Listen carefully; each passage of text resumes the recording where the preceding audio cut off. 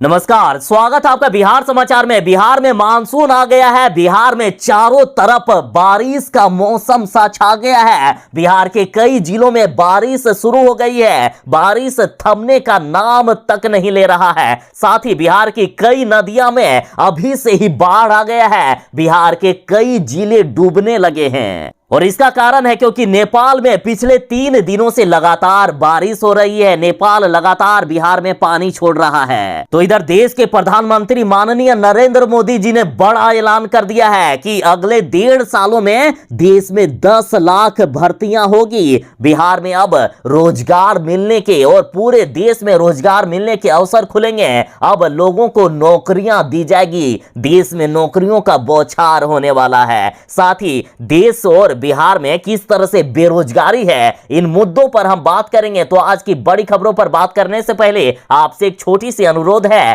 कृपया वीडियो को एक प्यारा सा लाइक अवश्य कर दीजिएगा। आपका लाइक करना ही हमारी मेहनत का फल होता है। बिहार में मानसून की शुरुआत हो गई है। बिहार में मानसून आ गया है। कई जिलों में भयानक बारिश शुरू भी हो गई है। लेकिन इससे भी खतरनाक खबर यह आ गई कि कई नदियां अभी से ही तबाही मचाने को तैयार है। कई नदियों में बाढ़ आ गया है। कोसी के साथ कई अन्य नदियां ही लाल निशान के ऊपर चली गई है। बिहार में तबाही का मंजर शुरू हो गया है। बिहार में मानसून की दस्तक के साथ ही बाढ़ का खतरा मंडराने लगा है। सूबे की सभी बड़ी नदियां अपने उफान पर आ गई है। तो आखिर ये कैसे हुआ? तो देखिए, नेपाल में भयानक बारिश शुरू हो गई है और नेपाल बराबर बिहार में पानी छोड़ने लगा है। नेपाल के साथ सीमांचल में भी लगातार बारिश हो रही है, जिससे बिहार की कई नदियों में बाढ़ आ गया है और आसपास के कई गांव अभी ही डूबने लगे हैं। कोसी नदी खतरे के निशान से ऊपर बह रही है, जबकि कई अन्य नदियां भी अलर्ट लेवल पर पार कर चुकी है। बिहार की कमला, गंडक और बागमती नदी तबाही मचाने को तैयार है और कहा गया कि अगर नेपाल में बारिश 24 घंटे के भीतर नहीं थमी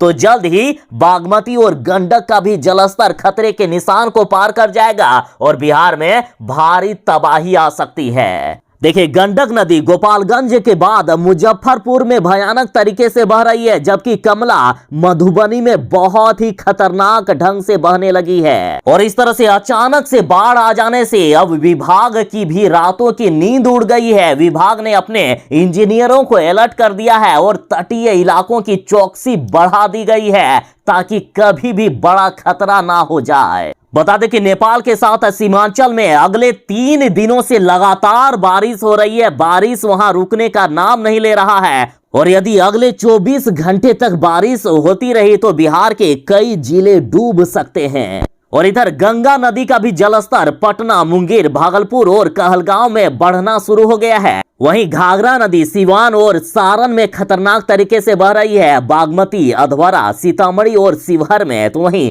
खिरोई, दरभंगा में लगातार उफान पर है। तो वहीं खगड़िया में कोसी नदी भी तबाही मचाने को तैयार है। और यदि पिछले मानसून की बात करें तो पिछली बार गंडक नदी ने गोपालगंज में भारी तबाही मचाई थी, जिसके बाद कोसी नदी ने बिहार के कई इलाकों में बाढ़ के हालात बना दिए थे और इस बार भी ये लोग खतरनाक तरीके से बढ़ते ही जा रहे हैं। इस बार पूरे बिहार में भयानक बारिश होने वाली है। बिहार में समय से पहले ही मानसून आ गया है। खतरे की घंटी बज गई है बिहार में। पूर्णिया के रास्ते बिहार में मानसून पहुंच गया है और बस कुछ ही दिनों में बिहार के सभी जिलों में भयानक बारिश शुरू हो जाएगी। अब आपको धूप कम और बारिश ज्यादा दिखने वाली है। अब बिहार में वही दिन भर बारिश का सिलसिला जारी रहेगा। अब धूप के लिए तरसना होगा। और इधर पूर्णिया, अररिया, किशनगंज और सुपौल में झमाझम बारिश शुरू हो गई है। बारिश छूटने का नाम तक नहीं ले रहा है। तो वहीं गया और पटना में भी बस कुछ ही घंटों में बारिश शुरू ही होने वाला है। तो वहीं मौसम विभाग का कहना है कि अगले 3 से 4 दिनों में पूरे बिहार में अति भारी बारिश का दौर शुरू हो जाएगा। उसके बाद लोगों को काफी परेशानी होने वाली है और साथ ही बिहार में बाढ़ आने से इस बार भयानक तबाही मच सकती है। तो बस अब इंतजार खत्म हो चुका है। बिहार में अब भयानक बारिश का दौर शुरू होने वाला है। सभी 38 जिलों में बारिश होने वाली है और आज भी बिहार के कई जिलों में बारिश हो सकती है। और ये जिले हैं बिहार के पूर्वी चंपारण, पश्चिमी चंपारण, शिवहर, सीतामढ़ी, गोपालगंज, सुपौल, सारण, सिवान, वैशाली, मुजफ्फरपुर, समस्तीपुर, मधुबनी, दरभंगा, अररिया, किशनगंज, कटिहार, पूर्णिया, सहरसा, मधेपुरा, खगड़िया, भागलपुर, मुंगेर, जमुई और बांका। साहब, जब कोरोना आया था तब सबसे ज्यादा दिक्कत बिहार वालों को हुई थी। बिहार वाले सबसे ज्यादा देश में पलायन करने को मजबूर हैं। और जब बिहार लौटे थे तब आपने कहा था कि अब मजबूरी में किसी को भी बिहार से बाहर काम करने के लिए नहीं जाना होगा।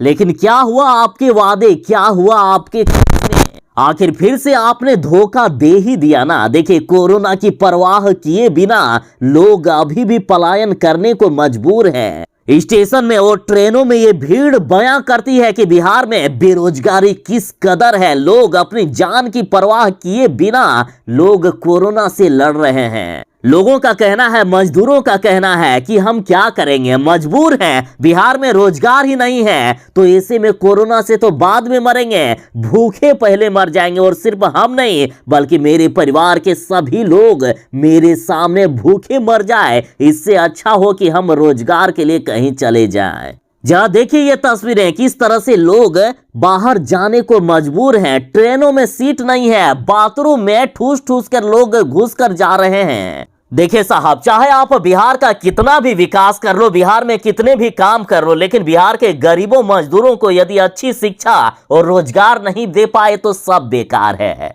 और ये एक दिन पहले की तस्वीर है जो सहरसा स्टेशन से आई थी। यहां भी बिहार में बेरोजगारी किस कदर है इसका खुलासा हुआ था। ये जो आपको तस्वीर में लोग दिख रहे हैं, इतने लोगों को ट्रेनों में सीट तक नहीं मिला, इसलिए स्टेशन पर बैठे हैं। सहरसा स्टेशन के बाद आज पटना स्टेशन की ये तस्वीरें सामने आई है और ऐसा लगभग बिहार के सभी स्टेशनों में हाल है। लोग बाहर जाने को मजबूर हैं। और देखिए, दूसरे राज्य जाने को मजबूर। मजदूर आखिर क्या कहते हैं, तो देखिए, मजदूरों का कहना है कि बिहार में अगर रोजगार रहता तो हमें दूसरे राज्य में जाकर काम नहीं करना पड़ता। रोजगार के लिए कौन शौक से बाहर जाना चाहता है। बिहार में रोजगार नहीं है, इस कारण दूसरे प्रदेश में कमाने जाना हमारी मजबूरी है। अगर हमें अपने प्रदेश में ही रोजगार मिल जाता तो हम दूसरे प्रदेशों में, दूसरे के खेतों में, दूसरे के कल कारखानों में काम करने नहीं जाते। कोरोना संक्रमण का डर तो है, पर परिवार और अपना पेट पालना जरूरी है।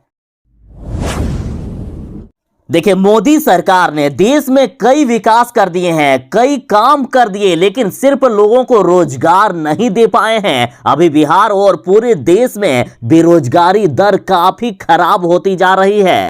मोदी सरकार में लगातार लोग अब बेरोजगार होते जा रहे हैं और अब चुनाव आने वाला है और सरकार लगातार देख रही है कि किस किस चीज में हमारी बदनामी हो रही है। एक तो महंगाई को लेकर सरकार की खूब बदनामी हो रही थी, तो सरकार ने महंगाई कम करने के लिए पेट्रोल डीजल के दाम कम किए, साथ ही कई तरह के चीजों के दाम अब कम किए जा रहे हैं। और अब रोजगार को लेकर भी मोदी जी ने बड़ा ऐलान कर दिया। पीएम मोदी जी ने ऐलान कर दिया है कि 10 लाख भर्तियां होने वाली है। पीएम मोदी जी ने सभी विभागों और मंत्रालयों में मानव संसाधन की स्थिति की समीक्षा की। साथ ही प्रधानमंत्री जी ने अगले 1.5 साल में 10 लाख भर्तियां करने का ऐलान किए हैं। और देखा जाए तो सरकार, कोई भी सरकार हो, वो सिर्फ चुनाव के नाम पर ही चलती है। और मोदी सरकार को भी 5 साल मिले, जिनमें से लगभग 3.5 साल पूरे हो गए हैं। अब मात्र 1.5 साल बचे हैं मोदी सरकार के पास।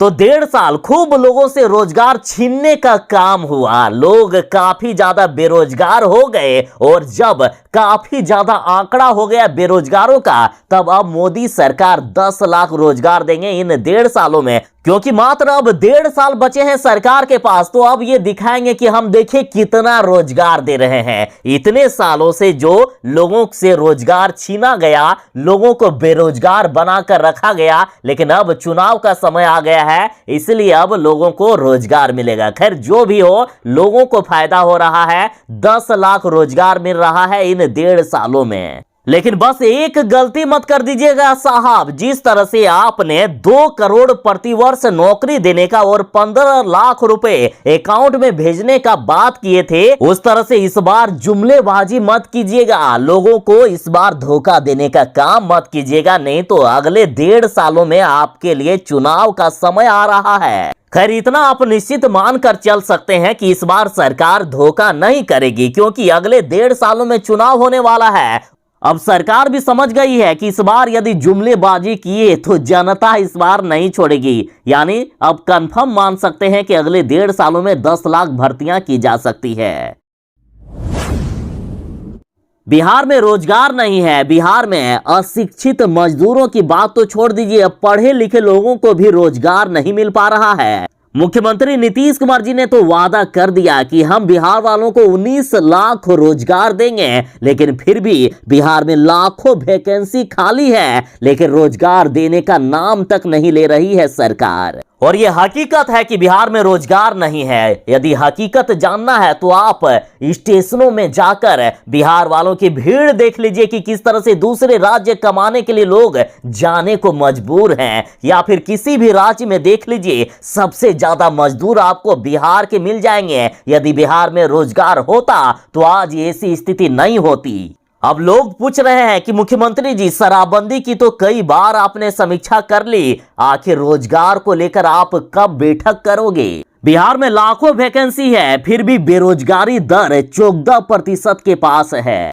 लगातार बिहार में बेरोजगारी बढ़ती ही जा रही है। इस वर्ष के शुरुआत में 10.5% बेरोजगारी दर था, जो बढ़कर 14% तक हो गया। और अब राजद के नेता कह रहे हैं कि जिस तरह से केंद्र सरकार ने, मोदी सरकार ने 2 करोड़ प्रतिवर्ष नौकरी और 15 लाख रुपए अकाउंट में भेजने की बात कही थी, ऐसा ही लगता है कि उसी तरह से बीजेपी ने पिछले विधानसभा चुनाव में 19 लाख रोजगार का झूठा वादा करके लोगों को बेवकूफ बनाया। लेकिन साहब, ये लोकतंत्र है, यहां जनता मालिक है। जनता को यदि रोजगार नहीं दोगे, उनके साथ छलावा करोगे, तो जनता अगले चुनाव में आपको सबक भी सिखा सकती है। बिहार के सरकारी विद्यालयों में पढ़ने वाले स्टूडेंट के लिए बड़ी खबर है। बिहार में गर्मी की छुट्टी अब खत्म। 15 जून से बिहार के सभी सरकारी विद्यालय खुल रहे हैं। और इसी बीच बड़ी खबर आ रही है कि सरकारी विद्यालय गर्मी छुट्टी के बाद तो खुल रहे हैं, लेकिन नया टाइम टेबल जारी कर दिया गया है। देखिए, बिहार के पटना के साथ कई अन्य जिलों में भी मॉर्निंग शिफ्ट में स्कूल खुल रहे हैं। और इधर पटना डीओ ने बड़ा आदेश जारी कर दिया है। पटना डीओ के द्वारा जारी आदेश के अनुसार 15 जून से लेकर 30 जून तक सुबह 6:30 बजे पटना में सरकारी विद्यालय खुलेंगे और 10:45 तक ही स्कूल संचालित किए जाएंगे। साथ ही नए आदेश में कहा गया है कि प्राथमिक विद्यालयों में मध्याह्न भोजन छुट्टी के बाद यानी 10:45 बजे से होगा।